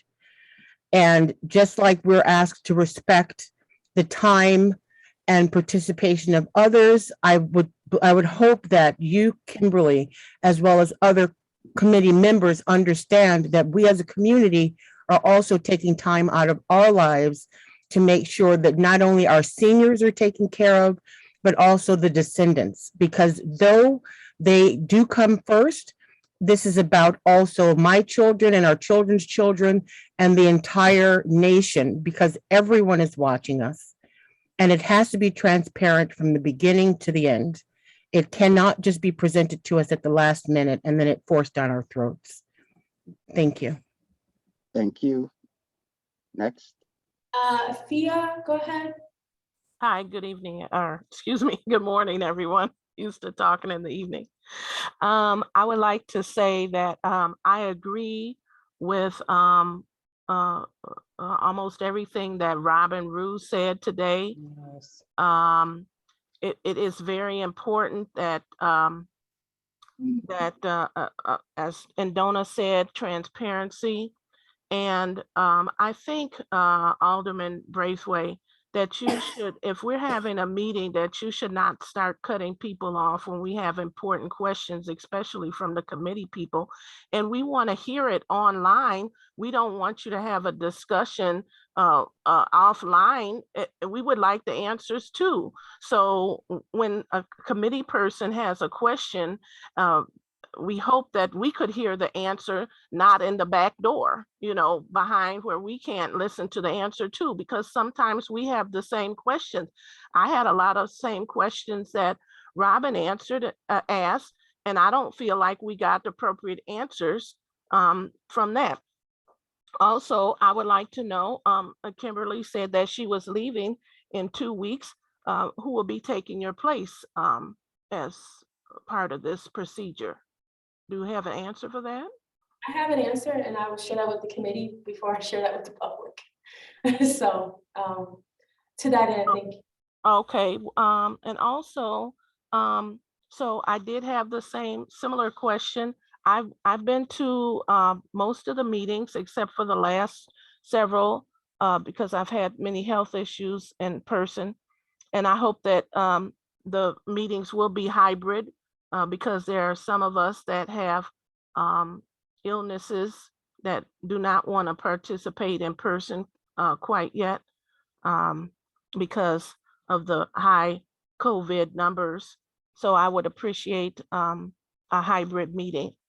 And also, I did have the similar question as Alderman Reed about the next selection and the open application. I know that I'm kind of expediting, the procedure, but unfortunately, my family was not able to apply for this round. And I hope that we will have an opportunity to apply for the next time. Also, just what Robin Rue said, that in December, $138 million in weed sales, and for the whole year of 2021, $1.38 billion in weed sales. And so I would expect that after we get through with the first distribution, that there should be quite a bit, some large sum of money to distribute quickly. And I hope that, again, with Robin's comment, that we should be able to have someone other than SEPA. I think that's kind of like you're forcing the people to participate, even though you say there's option A or B, maybe we don't want them to be involved at all. I have an issue with them personally myself, but you know, that's a different issue. And so I hope that you will have much more discussion about that in the next time. Okay, I hope everyone stays safe and thank you. Be well, Tina. Thank you. Yes, we will. I have two more, Thea and then Vanessa, and then we're done. Thank you. I am Afia Carter. I would like to say, first of all, that I am not from Evanston. I am from Durham, North Carolina. And I've been watching from Durham what Evanston has been doing because I represent the Back in the Black Coalition in Durham. And we have been fighting for 45% of the American Rescue Plan Act funds to go to Black-led and Black-owned businesses, organizations, and individuals that qualify for ARPA. We similarly had a racial equity task force that came up with a report and a bunch of guidelines. And then a year later, we had the ARPA funds come as they've come to a bunch of municipalities around the country. And I'm here asking for just to reach out to folks such as yourself who are actually a little bit further ahead in what it is that you're doing than what we are doing. We have a newly elected Black woman mayor, a Black police chief, a Black sheriff, Black city manager, a Black county manager. We have many Black people on our city council and on our county commissioner board. And we are still struggling to operationalize applying a racial equity lens to funding. We are also struggling with transparency, as it sounds like you all are.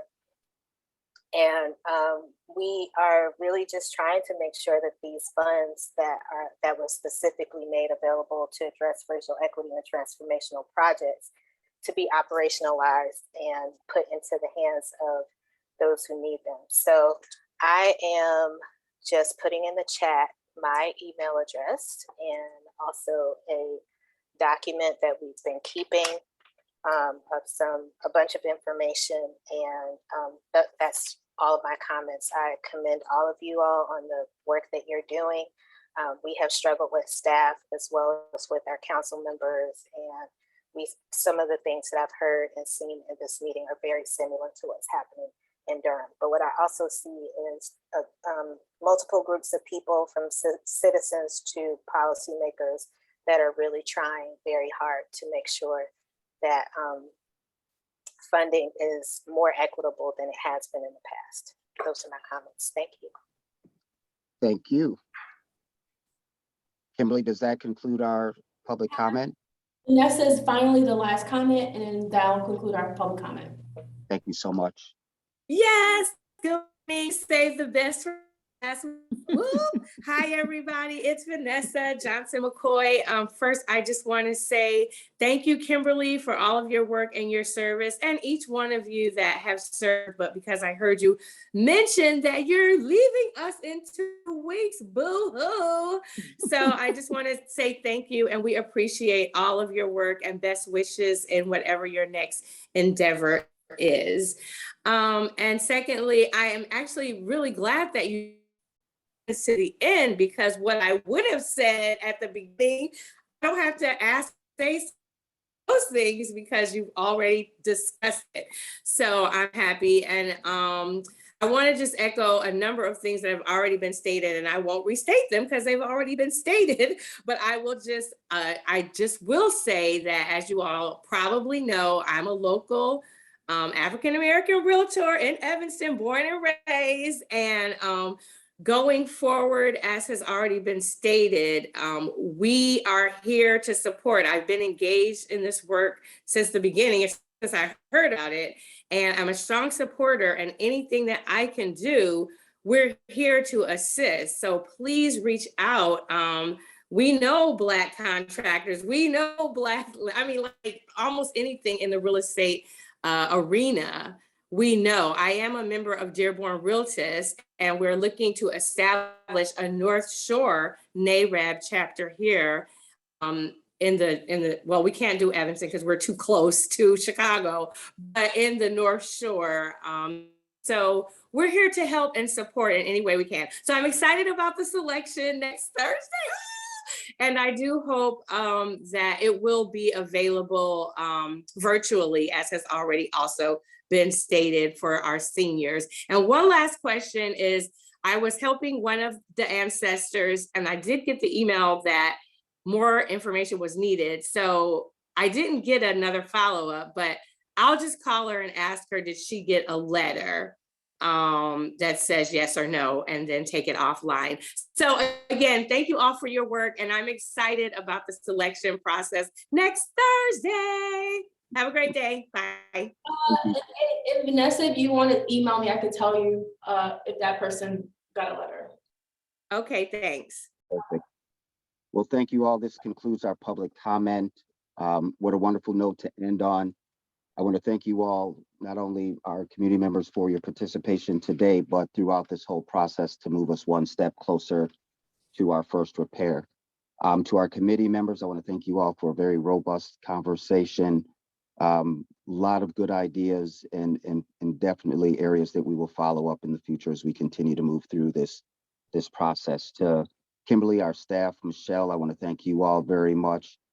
So much more to work that needs to be done, but your commitment to this effort has been landmark, and I cannot thank you enough. And Kimberly, we will look forward to celebrating you the appropriate way next week when we're in person.